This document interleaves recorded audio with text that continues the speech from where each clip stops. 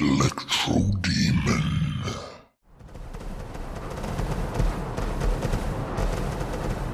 The attack started about 20 minutes ago. The reactor team managed to contact us before they went down, but there's no way our reinforcements can beat the hammers to the central chamber. Except for you. Report once you're in position.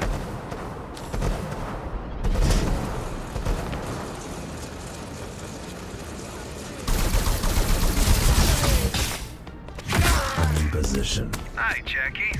Let's get rolling.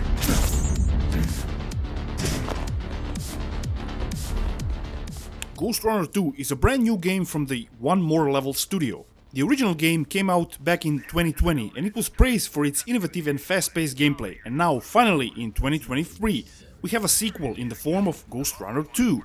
Is it any good? Well, stick with this review to find out.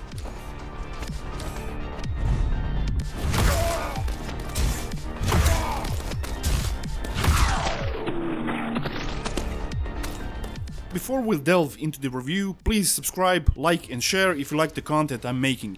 It will help me a lot. Ghostrunner's story is weird. It's a post-apocalyptic cyberpunk future in which you play as the Ghostrunner by the name of Jack. It's your duty to take on this violent AI cult that is outside Dharma Tower. That's as much as I'm comfortable talking about the story without treading into spoiler territory.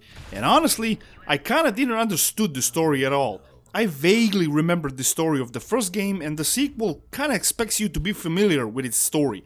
But in reality, it doesn't matter. The gameplay is the bread and butter of this game.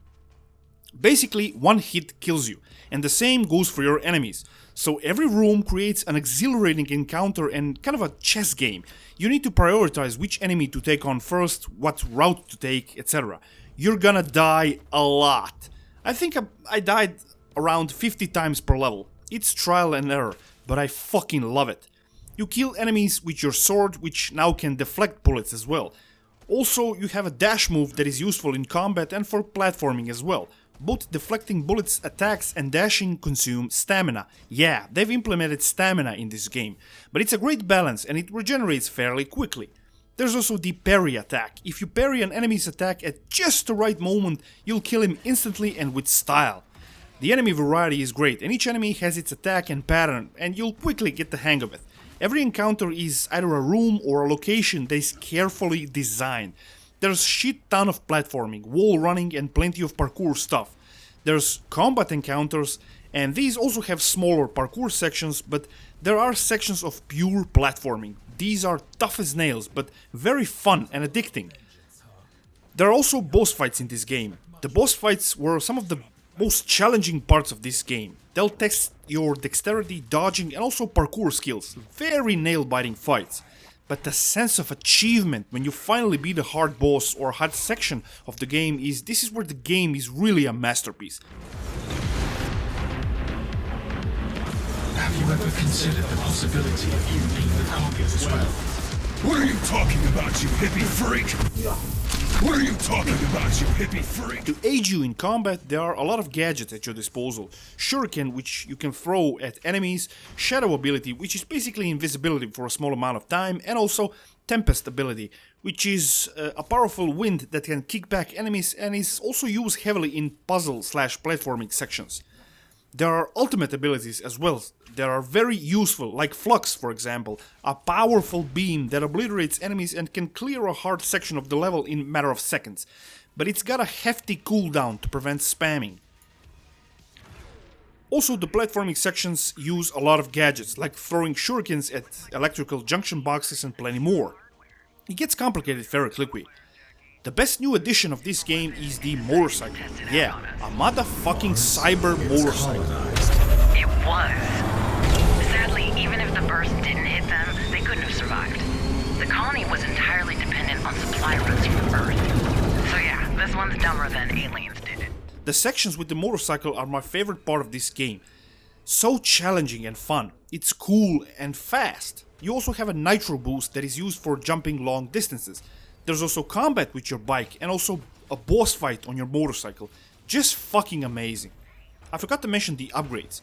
You can upgrade a lot of your abilities. You'll need to find memory fragments in the world in order to install purchased upgrades.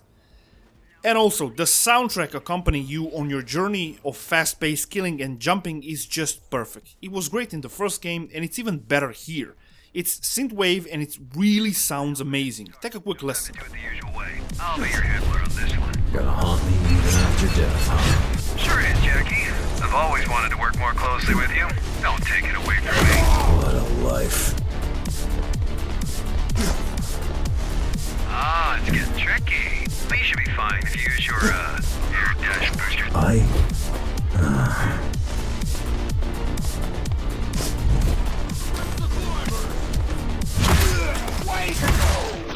Graphically speaking, Ghostrunner 2 looks pretty good. It's an artistically a good looking game and also looks good graphically. It uses the Unreal Engine 4, yes 4, not 5, and it all runs smooth. I played on the PlayStation 5 in performance mode and it ran silky smooth at 60 FPS.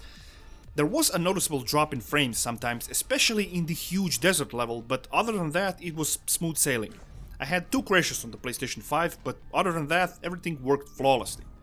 If you consider yourself a gamer and fan of innovative games, Ghostrunner is the game for you. It's a fantastic sequel and its nail-biting difficulty is really exaggerated. It is a hard game, sure, but the checkpoints are plentiful and fair. Forget about woke crap like Spider-Man 2 or Snoozefest that is the Alan Wake 2. Play fucking Ghostrunner 2. Definitely the best game I've played this year.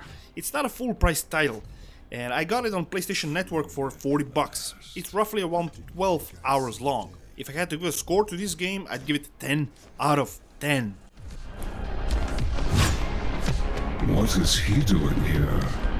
He was following you. How convenient.